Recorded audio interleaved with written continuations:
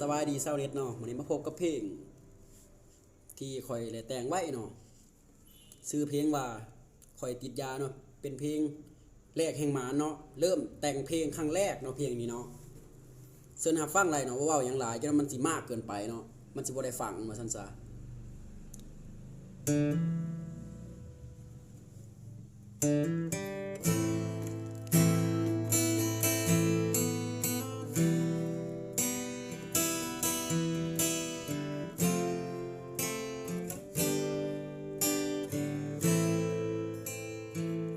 ข่อยติดยามาหลายวัน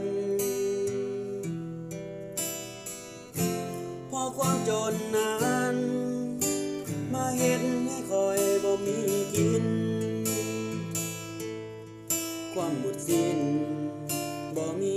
เพื่อนเลยคบเอากินแต่เหล้าเมายาทุกมื้อบ่มีเงินซื้อจำเป็นต้องปิดไว้มีเงินมื้อใดค่อยจ่ายไปติดหนี้เหล้าคงบ่ถึงตายแต่ติดหนี้ยาเขาหลายบ่มีเงินให้ซั้นเด้ข่อยติดยาบ่มีเงินจ่ายสิหาเงินอยู่ไสมาใส่เขาคนลำบากก็คือตัวเฮาสิหามาได้จังได๋ชีวิตเฮามันเบิดปัญญาสิหามาใส่หนี้เขาได้สิอายมันอุกใจหลายที่บ่มีเงินใส่หนี้เขา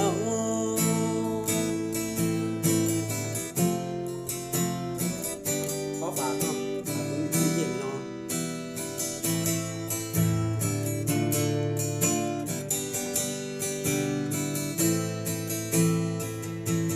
กินแต่เหล้าเมายาทุกมื้อบ่มีเงินซื้อจำเป็นต้องติดไว้มีเงินมื้อใดค่อยจ่ายไปติดหนี้เหล้าคงบ่ถึงตายแต่ติดหนี้ยาเขาหลายบ่มีเงินให้ซั้นเด้ข่อยติดยา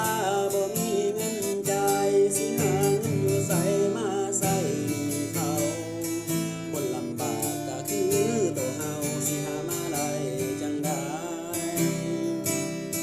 ชีวิตเฮามันเบิดปัญญาสิหามาใส่หนี้เขาได้ชีวิตอายมันอุกใจหลายโอ้ข่อยติดยาบ่มีเงินจ่ายสิหาเงินอยู่ไสมาใส่หนี้เขาคนลำบากก็คือตัวเฮาสิหามาได้จังใดชีวิตเฮามันเบิดปัญญาสิหามาใส่หนี้เขาได้ชีวิตอายมันอุกใจหลายที่บ่มีเงินใส่หนี้เขาชีวิตอายมันอุ่นใจแฮงติดหนี้เขาบ่มีเงินให้